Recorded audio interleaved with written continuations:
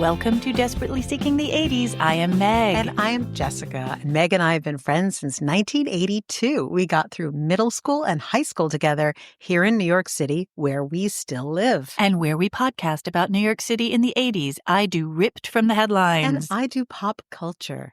So I was on my way here just half an hour ago. The 6 is a mess. Oh, God, please don't tell me someone went on the tracks.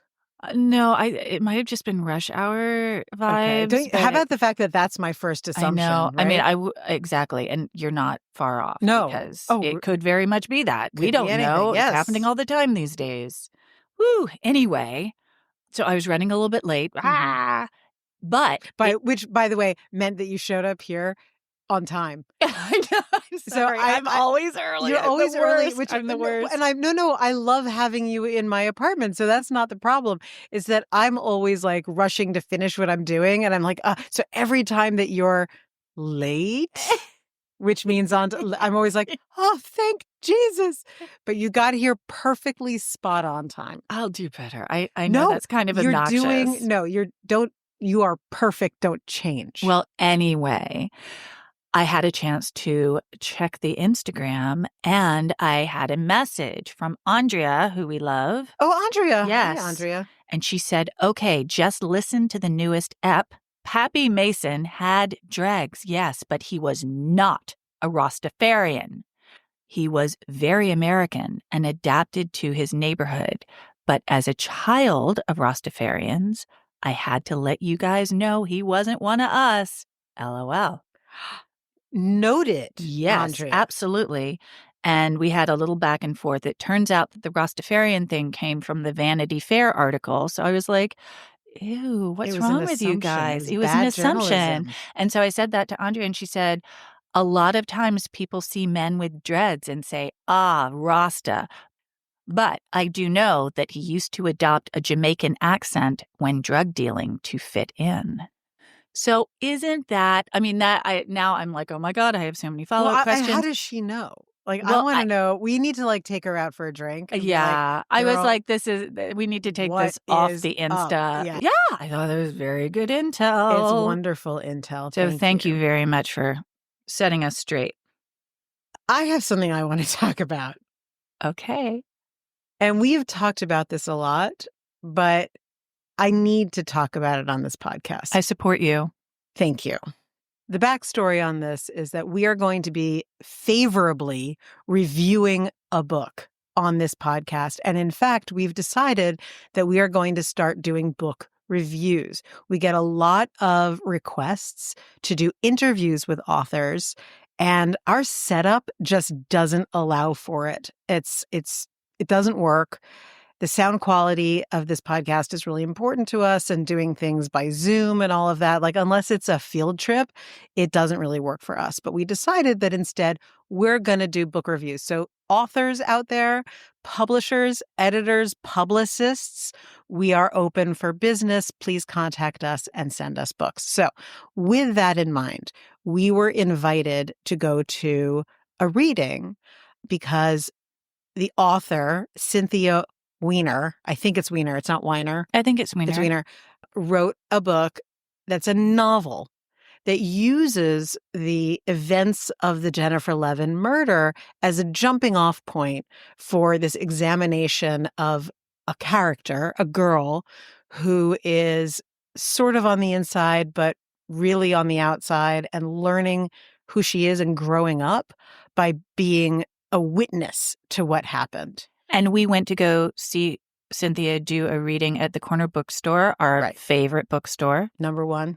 And it was a great reading, and her wonderful editor, Amy Einhorn, was there, and it was great. And we really understood why she chose that topic. And it was very close to my heart because Cynthia was talking about how, as a Jewish girl in an Episcopal school, she was neither fish nor fowl, and how that created this kind of character.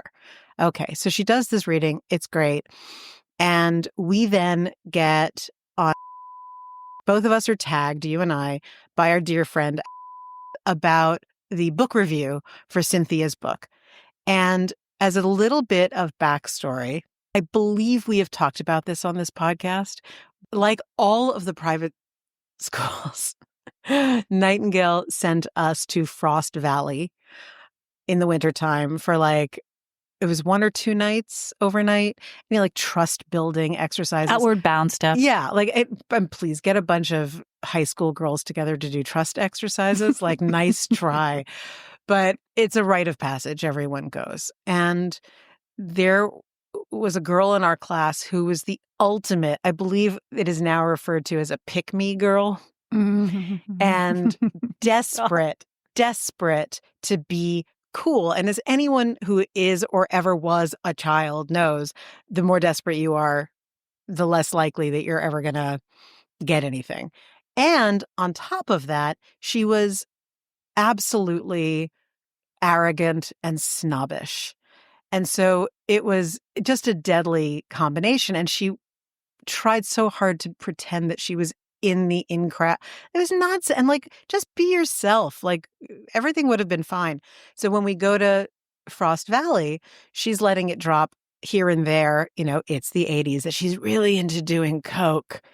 And some of the meaner girls in our class put together, like a baggie of coke for her, but it was sweet and low, and had her snort it. Just like, that's great shit. And they're like, it's sweet and low. So that was sort of a running joke, I don't know, for decades. Yes, indeed. And as you can... I'm so scared to respond to that. Don't be scared. No, keep going. No, because... That was Mean Girl. It was... The context of it is interesting because of what happened. Because it's a setup for what happened. And unfortunately, this person who had a lot of opportunity to not be an asshole just chose to continue to dig in and dig in and dig in. And so here we are. What year is it? 2025? It is, yeah. Okay. And Cynthia Weiner's book, A Gorgeous Excitement, is brought to your attention and my attention, even though we already had seen the reading by... So I was like, hey, we saw it, we saw the reading, we should discuss. And then out of nowhere, Pick Me shows up.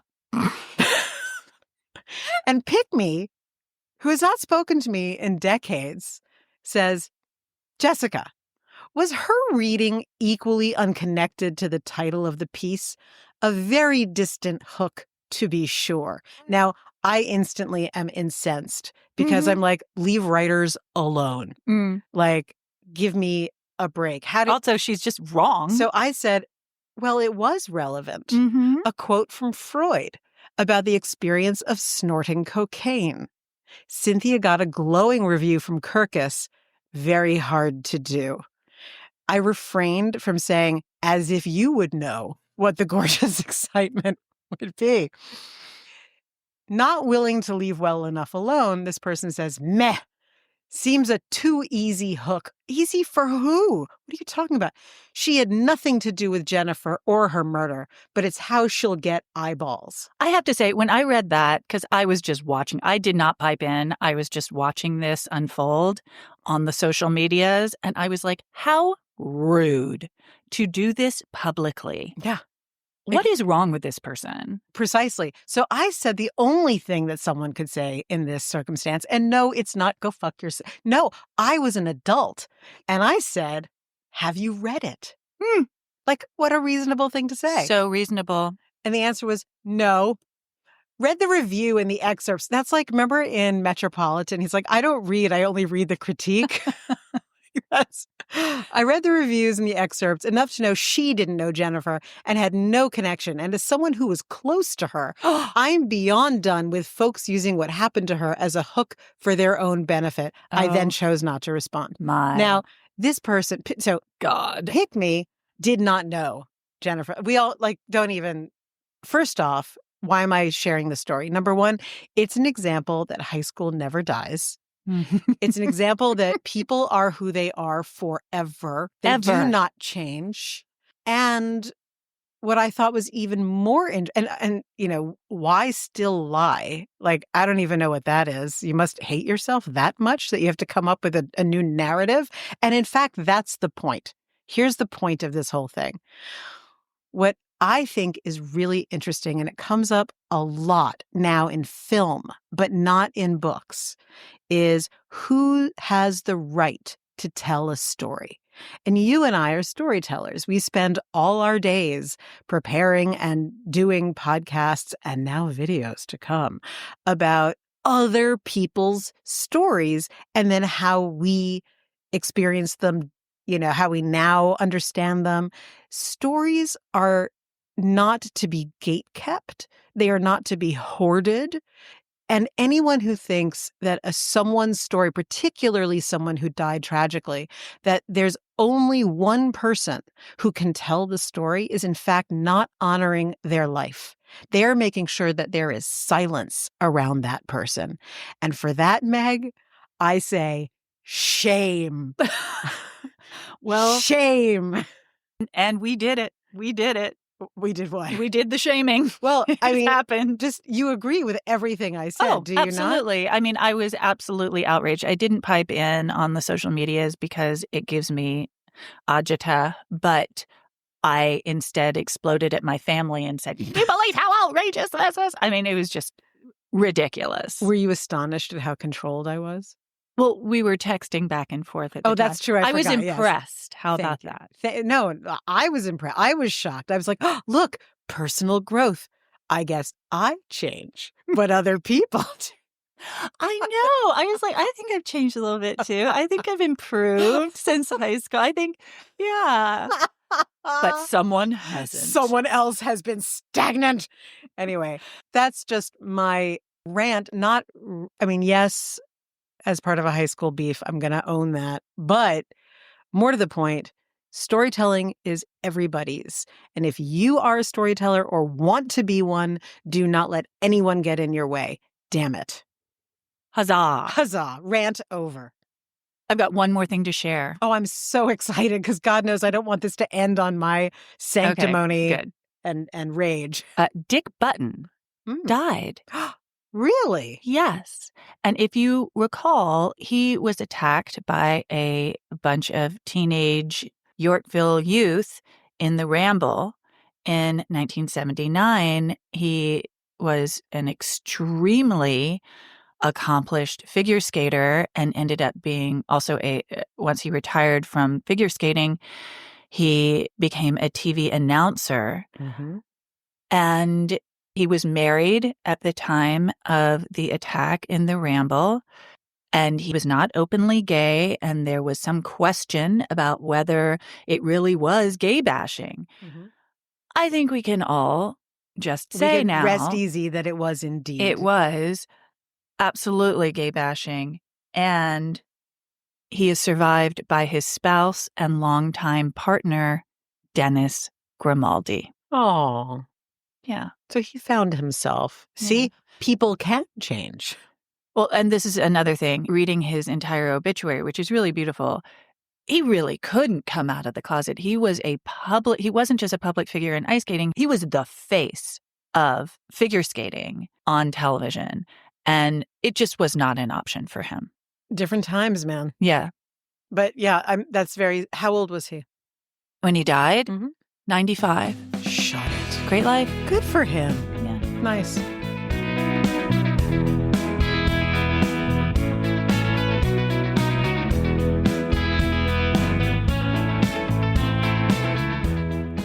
Okay, so we were off mic for a second, and before I start my story, there are a couple more things about homophobia in figure skating that I discovered that's really, I think is very interesting. It was a struggle for figure skating to even be respected as a sport because it was dance adjacent, and there's so much artistry attached to it. So Dick Button actually was one of the figure skaters who was super, super athletic. Mm-hmm. And did athletic things that people didn't even know were possible on the ice. So he was a groundbreaker in that way.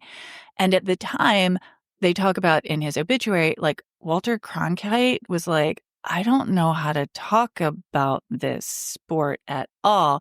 And Dick Button was like, I will help you. Walter Cronkite? Yeah, because they would just give the anchor like a few words to say about the Olympics. It wasn't such a huge deal. This is Interesting. before everyone went, oh my God, we can make a lot of money off the Olympics by televising it. Right. So Wow. Dick Button showed up after he retired, and he was like, I will tell you how to talk about this. I'll tell you that that is impressive and that that is not impressive. And he helped make ice skating something that was really watchable and very respected. So getting back to the homophobia part of it, you're trying to be respected as a sport. You're also the front face of this particular sport. I think that anything that might be considered not super macho was not helpful. Is that our voice for macho? I don't know. You know what I'm saying? Yes, It of course. And so as a result, I think the sport became pretty friggin' homophobic. You know, butch it up, guys. Butch it up. Yes. Are you ready for my engagement question? Oh my God, totally. Do you have any experience with Southampton? I wish that this had been filmed because the interpretive dance that you did of your sort of sinuous body and arm movements to that went along with Southampton. I don't know what it means, but I'm here for it. Yes, I do have experience with Southampton. I have visited it. My parents had a house in East Hampton. Okay. And I think we've talked about my father had a place in Southampton for a few years after the divorce. Mm-hmm. So he was a year-round resident. Oh, I didn't know he was year-round. Yeah. So I ended up spending a lot of time there. And also when I was at school, we would just go for weekends sometimes in the fall and winter. Anyway, I know from Southampton. And I'm ready to hear why everyone should know about Southampton. I learned something new about Southampton. That's like the perfect setup for my favorite line from any book ever, from Cold Comfort Farm. I saw something nasty in the woodshed. Meg, what did you see in the woodshed? My sources are The Playboy Murders, which is a show on, I don't know, it streams. New York Magazine, New York Times, Daily Beast. On April 12, 1980, 21-year-old Melonie Haller headed to Southampton with her 40-something-year-old boyfriend, Robert McCage. They had met at Xenon when Melonie returned to her hometown and her mother's apartment on East 91st Street. She had been in L.A. working as an actress.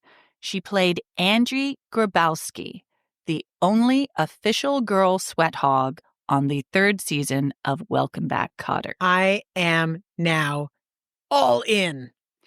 Welcome Back, Kotter took place in Bensonhurst, Brooklyn, but was filmed at ABC Studios in L.A., FYI.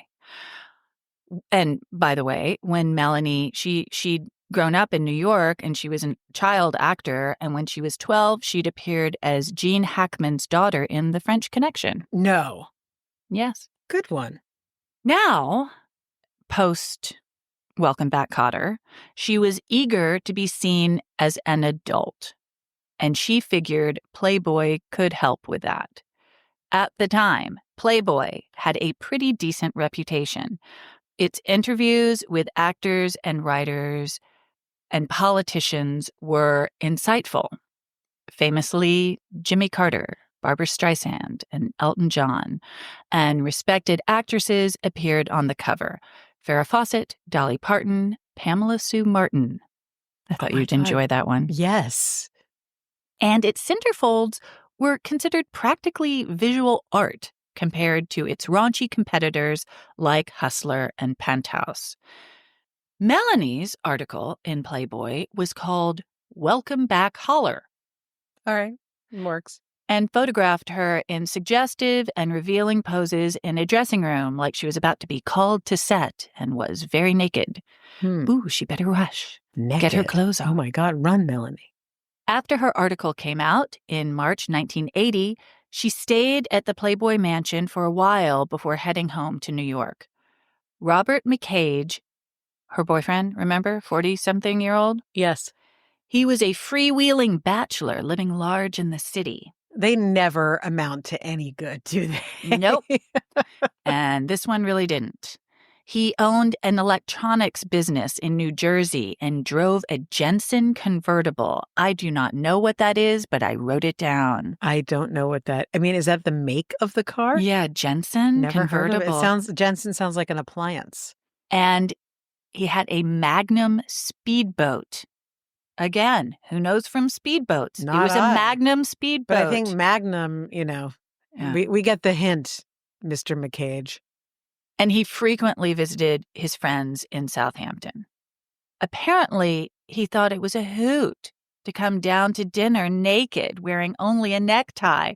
Oh my God, he's such a cad. What a fun fella. Robert, just a card, was invited to Roy Radin's 72-room mansion, Ocean Castle, on Meadow Lane in Southampton. 72 rooms on Meadow Lane. That's on the beach, my friend. Yes, 72 rooms. The last time it sold for $72 million. That $1 million a room. Mansion. Have you ever heard of Roy Radin? Radin? I don't know how I pronounce this. Radin. I would read that as Radin. Okay, we're going to do Radin. Radin. I'd say Radin. All right, let's say Radin. I hope that's right. I might have to correct this next week because people will know about this guy. He was a New York character. All right. He was born on the Lower East Side. This is a quote from Roy. My introduction to show business was meeting my father's pals, guys like Legs Diamond, who was a gangster, and Georgie Jessel, who was a vaudevillian. Interesting combo.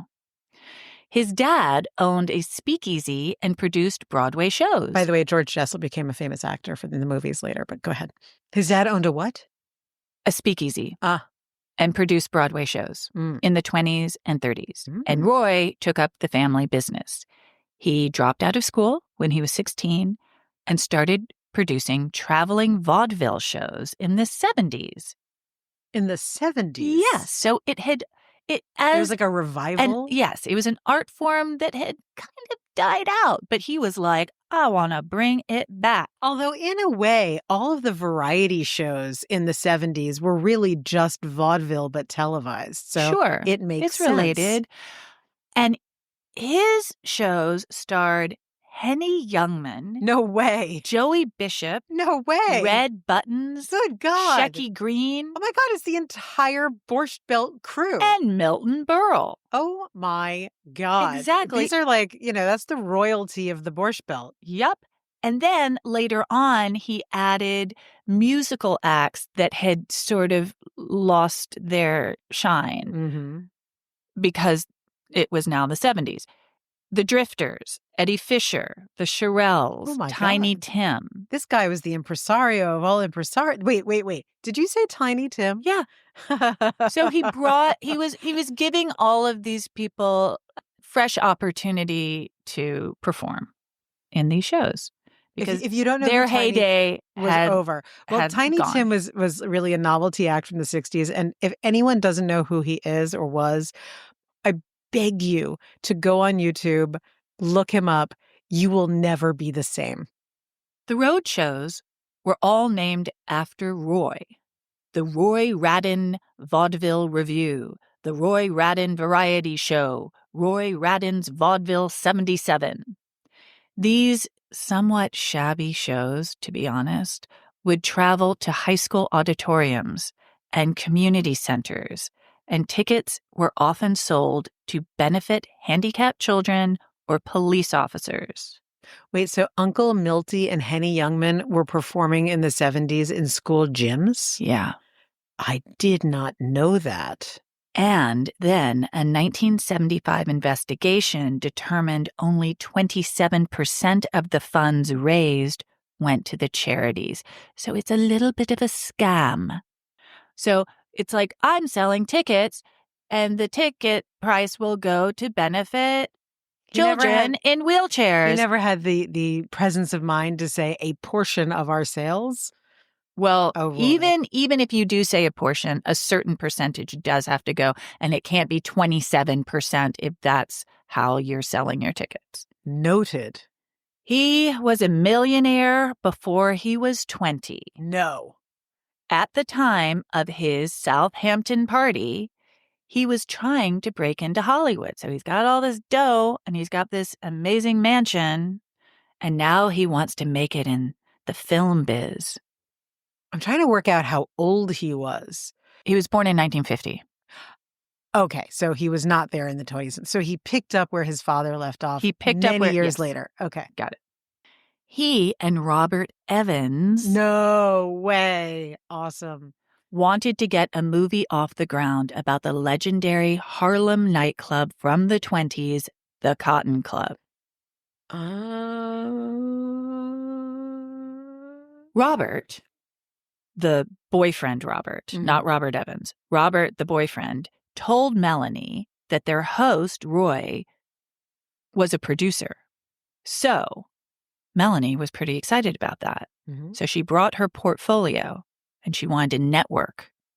Now, according to Anthony Hayden Guest, there was a bit of an S&M scene in the Hamptons at this time. Did you know that? I'm so happy right now. Now, No, don't get too know. excited. It was mostly pretty tame. Like just rich people smacking each other around a little bit. Just trying to spice things up. Nothing that was leaving marks. According to Anthony Hayden Guest, quote, sufferers from tennis elbow were likely to get a knowing look or a coarse allusion to Thrasher's arm. It seemed there was no shortage of lovelies longing to slip out of their halstons into something uncomfortable. By the way, just fun note, Anthony Hayden Guest, either stepbrother or cousin to Christopher Guest.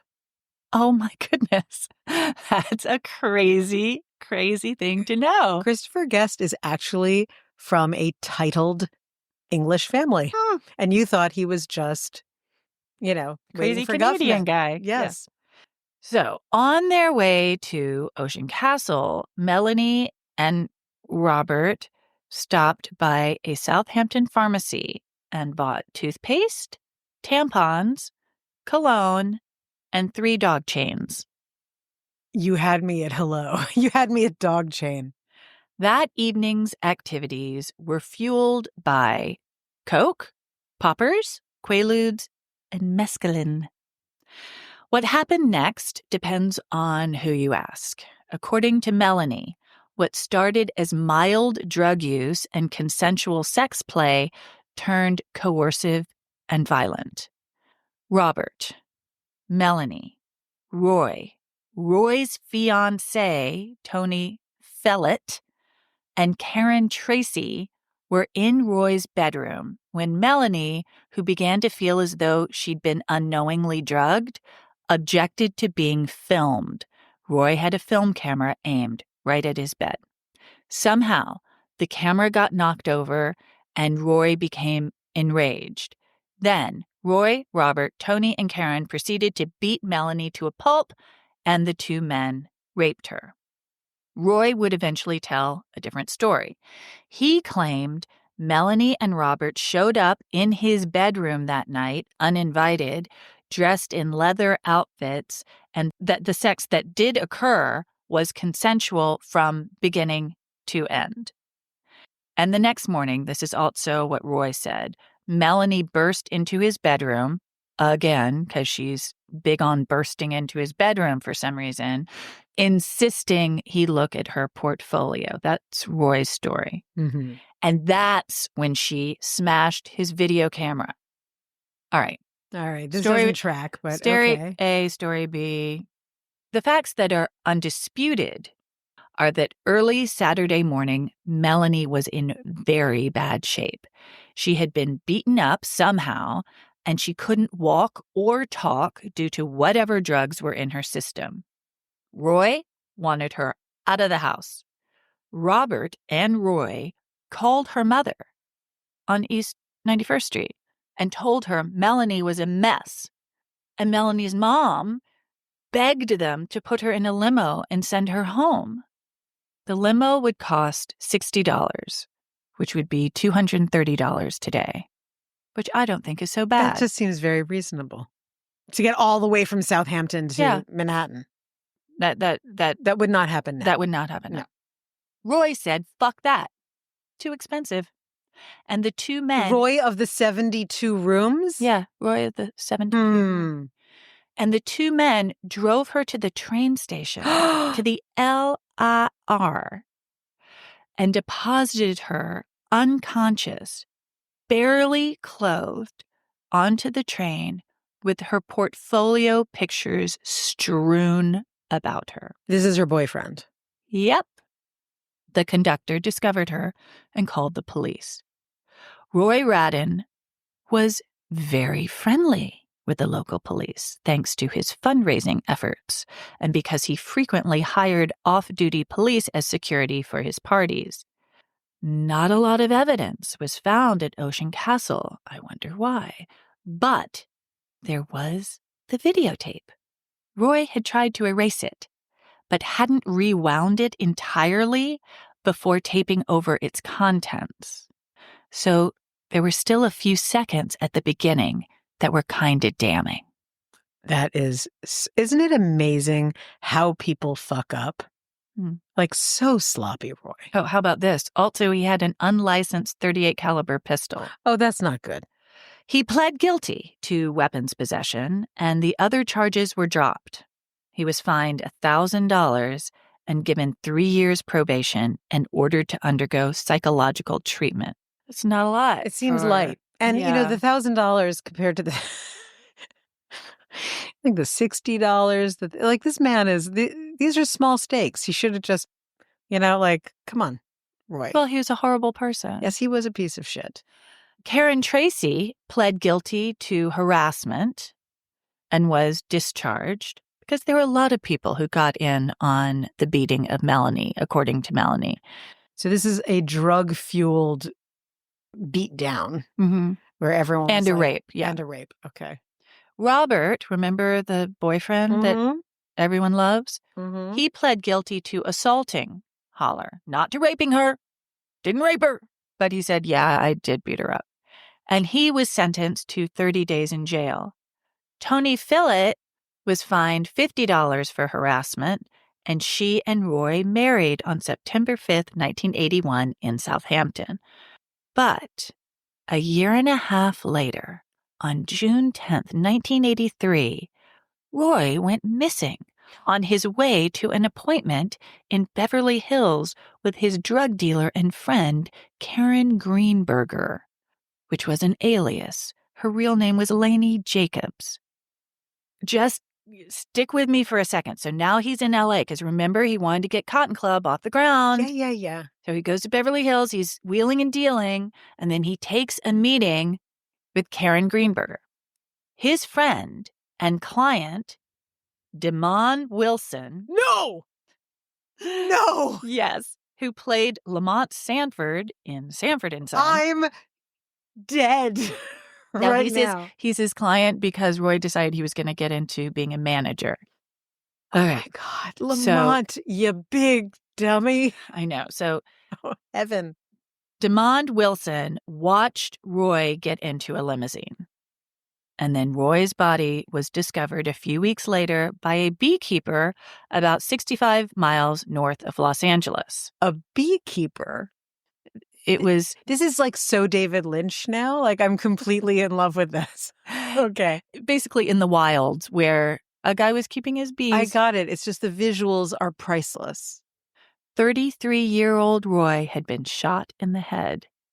As it turned out, he tried to cut Karen Greenberger out of his Cotton Club deal. Karen had introduced him to Robert Evans. Oh.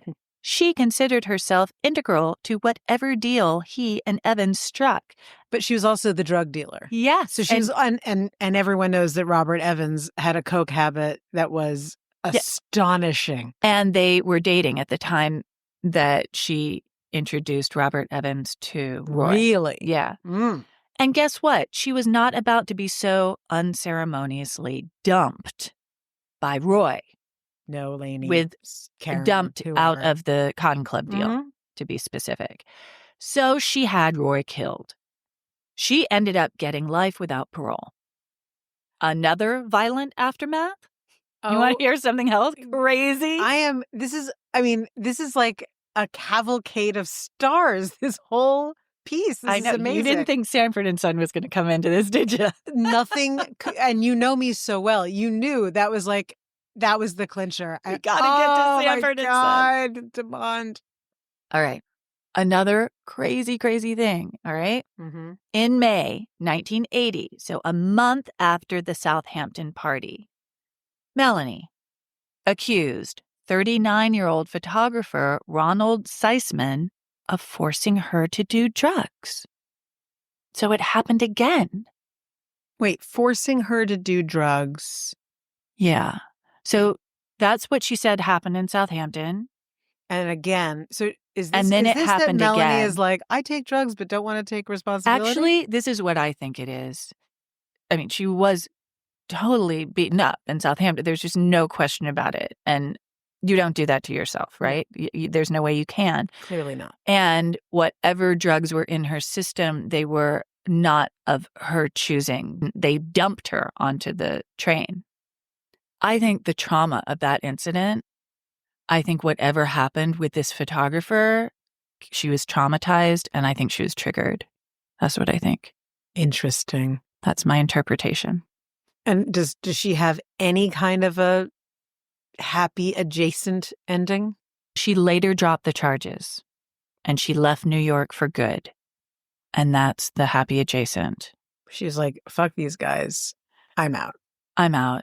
And it's interesting because this story does get told a bit like it was on the Playboy murders and stuff. And they said, oh, well, we looked for her to see if she would have any comment, and she doesn't want anything to do with this at all. I think she's had a clean break and a fresh start.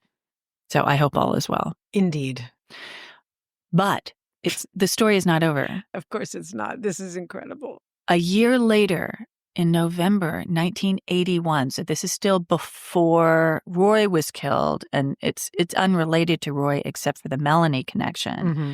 But this is a year after she accused Ronald Seisman, the photographer, of trying to drug her. Ronald Seisman was found beaten and shot to death with his 20-year-old girlfriend, Smith student Elizabeth Platzman, in his third-floor duplex apartment on West 22nd. His place was ransacked, and his .22 caliber gun was missing. And frankly, the two of them were tied up and tortured beforehand, and the case was never solved. So is this like a giant cleanup? Do you think there's like... I don't think anything's connected, but I do think that I think Ronald Seisman, I think drug dealers killed him. It sounds like it. I mean, if it's like a hit. Yeah. That's crazy. Crazy. Well, Dance with the Devil. Right. Very scary, very weird, very far-reaching. I was like, do I tell all these different branches of this story? But I'm like, how do you stop? You can't stop. I mean, this is going to sound so trite, but I'm going to say it anyway. As we've said before on this podcast, to quote Rick James, cocaine is a powerful drug, and it will get you into a lot of trouble.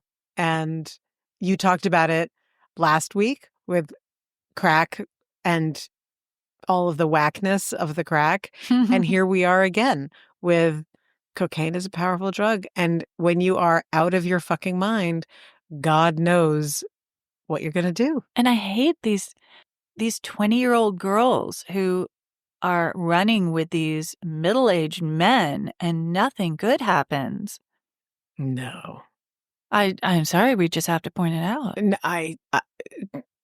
There's nothing that a middle-aged man wants from a 20-year-old girl that is going to put her in a safe place. Like, that's just, anyone who's listening who's a young one, this is not just about the 80s. Stay away from very much older men. Bad idea.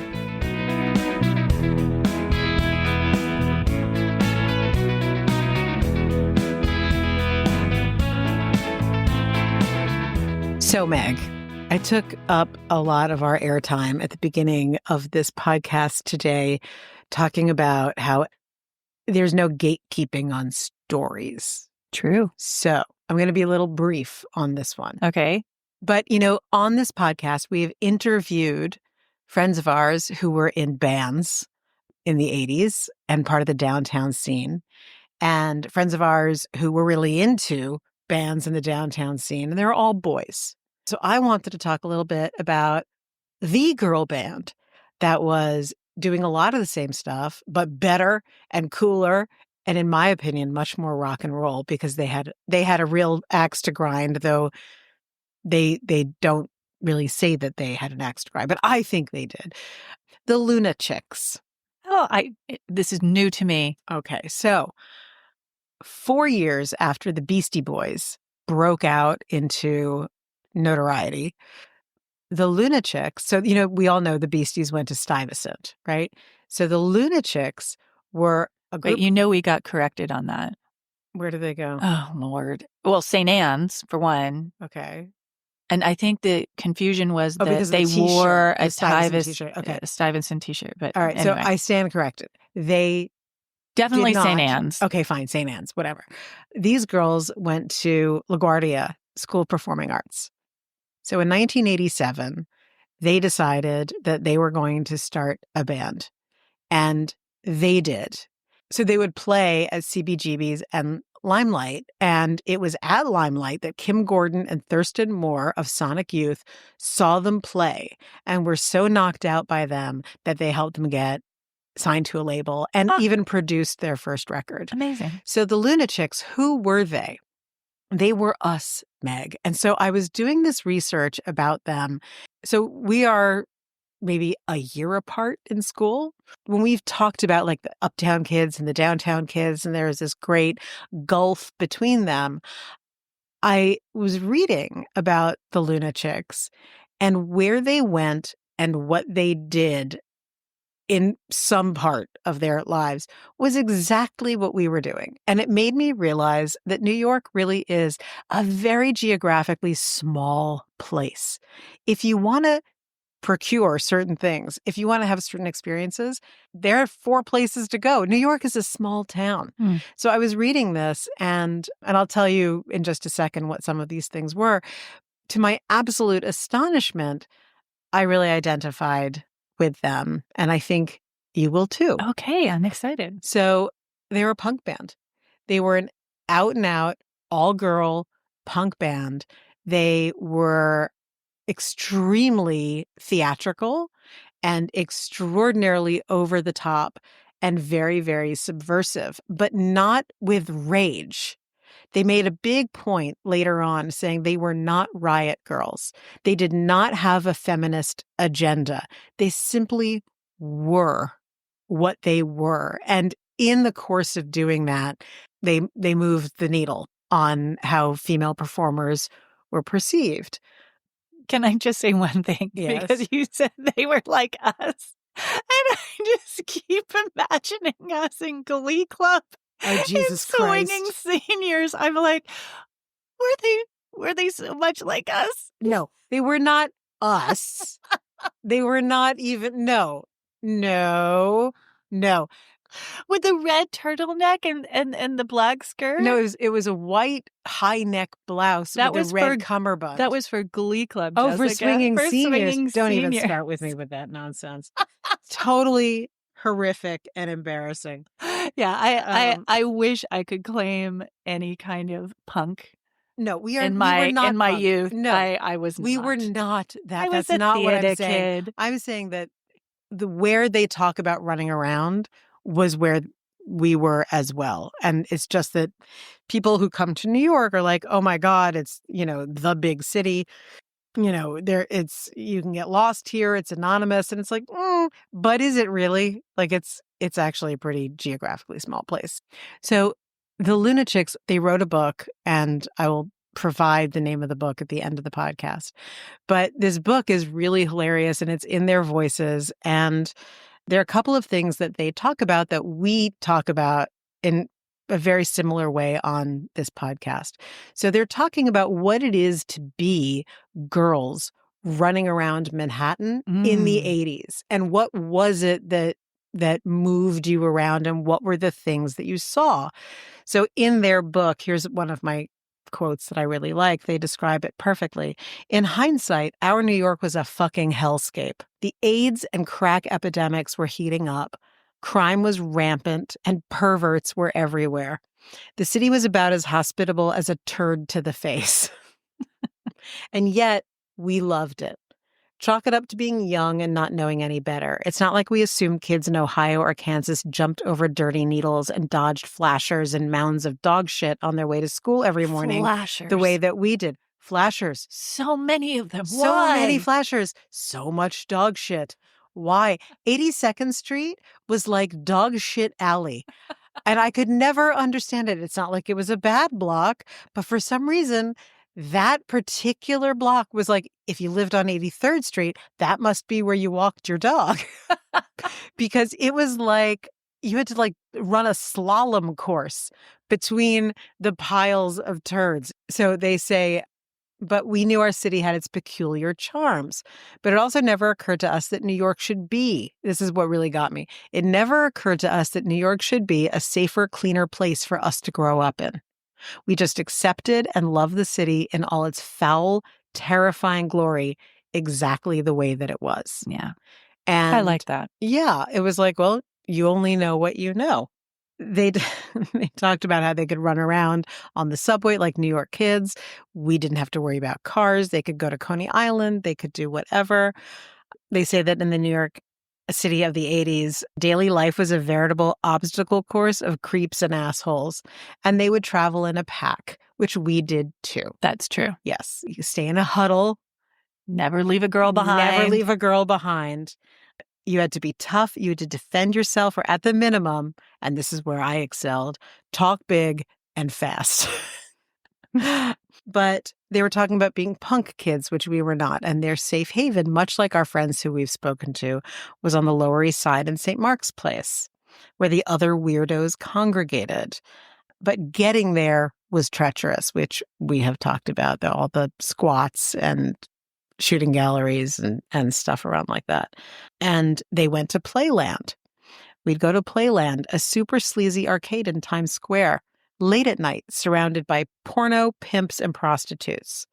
They would wear skimpy clothes and platforms and go running around like it was no big deal. They shouldn't have been anywhere near Playland in any outfit, but they believed that they were invincible. We were dumb, but not that dumb. Well, most of the time we did some risky shit. Now, that also made me laugh because we've talked about Playland on this podcast.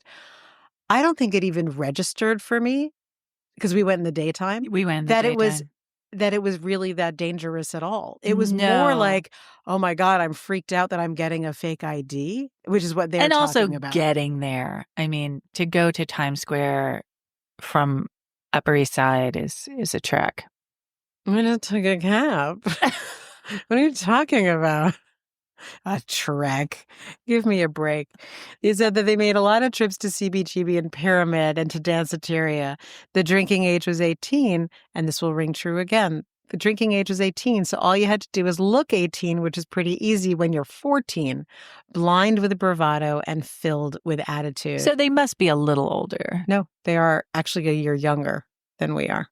Oh. All us kids went to 42nd Street. So they started early. Okay. And this is a little anecdote. Before I get back into like what were the Lunachicks and why were they important, just I love this so much. Now, this we did not experience, but this is actually a little anecdote about another kid who was in New York, and soaking up what was going on culturally was inescapable. They say one kid we'd run into out there was an Orthodox Jew nicknamed the heavy metal Yid, who wore all the Orthodox clothes, the undergarments, a white button-down shirt, black chino pants, and a yarmulke, but he'd roll up his crisp white sleeves and reveal a bunch of satanic tattoos. Oh, we'd see him pushing a shopping cart, and he'd be like, "I'm going to see Slayer." And growing up in New York, there were endless random encounters with celebrities, and they talk about seeing Danny DeVito walking down the street and Andy Warhol, etc., etc. Wow. So they, us, somewhat the same. Okay, so the Lunachicks, what were they? They were a punk band. They're basically our age. And they started a band because they just wanted to start a band. And they had their original songs because they didn't know how to do covers. So, but they were all accomplished musicians at LaGuardia. So they just started doing their own thing. And they were really influenced by drag and theatricality. And so their approach to being subversive with the Barbie image of what a girl should be was totally like Alice Cooper, over the top. They would get like hospital gowns and cover them with blood and cigarette burns and go out on stage and just act as fucked up and weird as they possibly could while still being completely sane girls. They would wear cheerleaders' outfits. They would do anything so that they could show what they were supposed to be and then say, no, we're not going to be that. Now, this is the other thing that really got me. Their love of clothing started when they were kids. They would go to Fiorucci and get spandex pants, neon stuff, flamingo earrings. Remember flamingo earrings? And Sassoon jeans. And Ooh la la, Sasson. Ooh la la, Sasson. And while they were feminists by simply being feminists, this is what they had to say about not being consciously that. And I thought this was really interesting. And maybe it's sort of a little bit of a Beastie Boys crossover because Kathleen Hanna is married to Adrock. But she said, the difference as I see it was that the feminist theory that went along with a lot of Riot Girl, which we were just completely oblivious to, none of us had finished college. And we didn't talk about our trauma. We were just doing our thing. But because we were all playing loud music, we got lumped together with that. They continued to play. They played into the 90s, again in the aughts, and they're playing again right now. Now, fun. Who saw them play? Who would we know who would see them play? Our friend Alex. Oh, great. So on his blog, Alex wrote a really amusing story about how, and this is going back to the perverts, he saw them playing. He went to see Henry Rollins, but the Lunachicks opened. And they were amazing. And he said that as he was watching, suddenly a group of skinheads jumped a guy in the standing room only in the audience and gave him a beating within an inch of his life. And as he was being hauled out of the pit, his pants were down around by his ankles, which Alex found extremely, disturbing. It later turned out, and the Lunachicks thanked the skinheads, which was weird. Turned out this was their biggest fan, who was the drummer for the disgusting G.G. Allin band. He was, let's just say, a stalker level fan. And he dropped trow and started masturbating in the middle of their set. And the skinheads, who felt protective, beat him to a pulp, and then didn't even give him a moment to pull his pants back up. Ew. So that's the world that they were traveling in. Right. So I'm not saying that we're the same. I'm just saying with a contrast of all of the incredible differences, there's still these funny crossovers where it's like, what was it to be a girl in the 80s in New York? It was, there's one place to get your ID. There's one place to get your cool clothes. You're going to wind up, if you're in clubs, deeply associated with and influenced by drag life. Everything. They did it. They're talking about it. So I love them. I now have to learn much more about them, and I haven't even listened to their music yet. So Alex, I know. I'll get back to you.